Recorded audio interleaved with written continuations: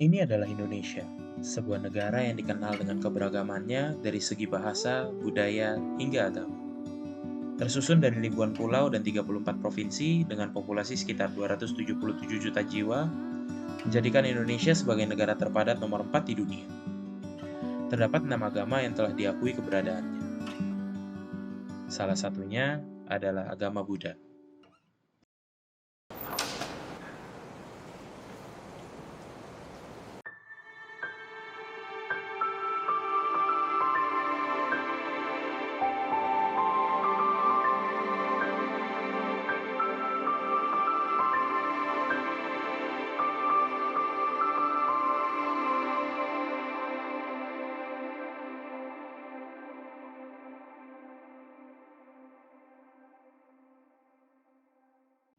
Dengan jumlah umat sekitar 2 juta jiwa, agama Buddha tergolong menjadi agama minoritas di Indonesia.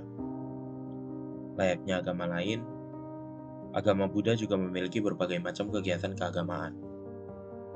Lantas, apa itu Patria?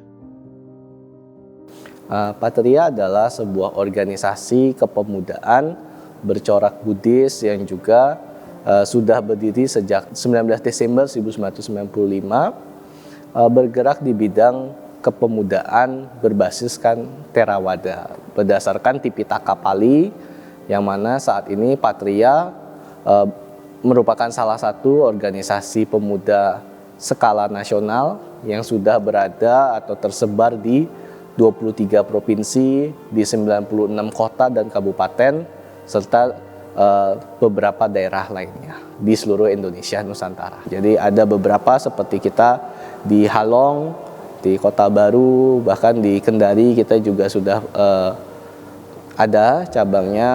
Di Halong kita sedang proses, bahkan kita menuju ke Indonesia Timur. Saat ini di Sumatera dan Kalimantan, Jawa kita sudah, Bali, NTB sudah, NTT yang belum. Nah, itu kita mulai menuju ke Indonesia Timur. Yang paling baru kita tahun lalu kita mendapat keluarga baru dari Patria DPC Jayapura di paling timur. Itu keluarga kita paling muda. Kalau kita melihat, membaca dan juga melihat gerakan-gerakan kepemudaan, ada banyak. Tapi khususnya Patria Pemuda Theravada Indonesia, yaitu adalah mempraktekkan Buddha Dhamma dalam kehidupan sehari-hari, yang mana kita mengusung 3 visi yang ada di dalam anggaran dasar dan anggaran rumah tangga Patria, bagaimana Patria sebagai organisasi yang berperan aktif untuk membuat kader-kadernya memiliki 3 kualitas. Yang pertama adalah bermoral, yang kedua adalah sukses, dan yang ketiga adalah mandiri. Berdasarkan pada Buddha Dhamma dan Tipitaka Pali sesuai ajaran Guru Agung Buddha.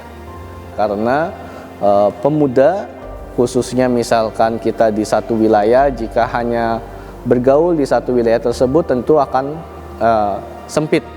Nah, sedangkan dengan Patria ini kita membuka jaringannya menjadi antar kota, ada namanya DPC, Dewan Pengurus Cabang, kemudian antar provinsi ada namanya DPD, Dewan Pengurus Daerah, dan di tingkat pusat Dewan Pengurus Pusat secara nasional. Syaratnya yang pertama itu harus pemuda, karena kita pemuda Theravada Indonesia. Saya pemuda, yaitu kriterianya menurut konstitusi atau anggaran dasar anggaran rumah tangga kita adalah berusia minimal 16 tahun, maksimal 40 tahun. Kalau lebih dari 40 tahun mungkin sudah masih berjiwa muda tapi sudah tidak muda lagi. Sudah menuju ke arah dewasa. Ada banyak organisasi yang lebih tepat untuk menyerap aspirasi. Yang kedua adalah karena kita pemuda Theravada Indonesia harus berwarga negara Indonesia. Ya, kita punya semangat karena Patria itu sendiri memiliki makna dalam bahasa Sanskrit atau Sanskerta, artinya cinta tanah air. Jadi Nusantara banget, sehingga kita mengharapkan itu anggotanya dari warga negara Indonesia. Beberapa kegiatan nasional, yang pertama itu musyawarah nasional seperti yang Maret lalu kita lakukan di Semarang.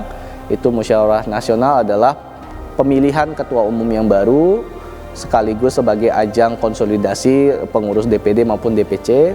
Yang kedua, kita punya namanya Porseni, Pekan Olahraga dan Seni Nasional, itu Yang tahap selanjutnya, kalau Munas hanya beberapa perwakilan, kalau Porseni ini ajang membangun jaringan, membangun network, membangun persahabatan, karena itu yang datang hadir adalah yang muda-muda.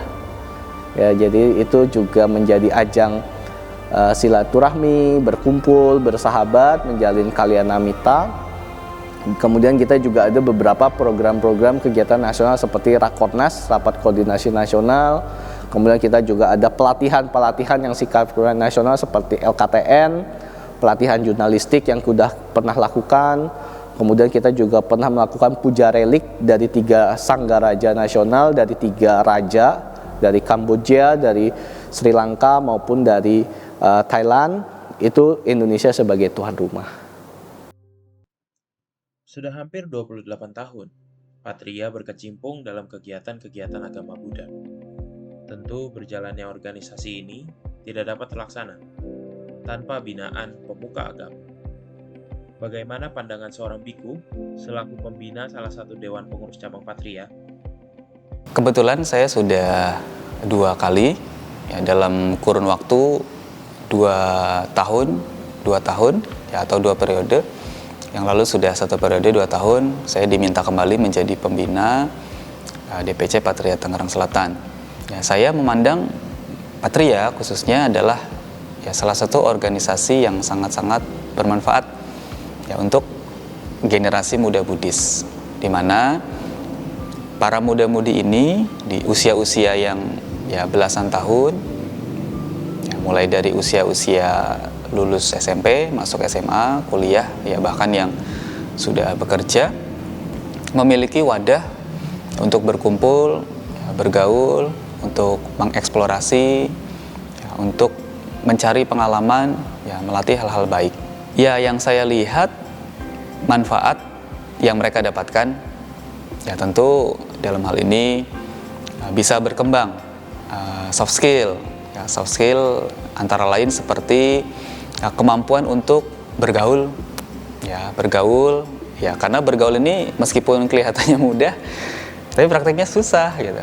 Beberapa orang mungkin karena di rumah tidak terbiasa atau parentingnya juga tidak mendorong anak bisa bergaul secara mandiri, secara pede. Kadang anak-anak remaja mengalami kesulitan bergaul. Nah, jadi kalau ikut Patria dalam hal ini mereka bisa mengembangkan soft skill, seharusnya bisa bergaul dengan teman-teman seumuran atau yang lebih tua. Kemudian bisa juga belajar teamwork, kerjasama. Karena namanya berorganisasi, nanti kan akan ada secara hierarki, secara susunan nanti akan ada ketua, ada wakil, ada bidang apa. Nanti bisa bergabung di situ, mungkin dapat kepercayaan untuk membidangi apa. Nah, itu bisa dilatih untuk kerjasama. Ya, ketika ada event, ada acara, ada kegiatan, mungkin jadi anggota, mungkin jadi ketua panitia atau jadi supportnya, ya, bisa melatih skill teamwork, ya kerjasama. Ya, kerjasama meskipun itu kelihatannya mudah, ya susah juga kalau orang tidak punya pengalaman, tidak diasah sejak belia. Kemudian juga leadership, ya ini ya salah satu yang bisa dilatih. Jadi ada kegiatan-kegiatan, nanti barangkali bisa jadi ketua panitia, jadi wakil, atau sesederhana jadi ketua bidang, jadi PIC, ya itu bisa melatih skill leadership kita, mengkoordinir, ya, mengorganisasi orang-orang yang ada di bawah atau di sekitar kita. Daripada bergaul, berkumpul ke arah yang negatif, ya tentu sudah barang tentu berkumpul, bergaul dalam komunitas yang baik ya adalah jauh lebih baik.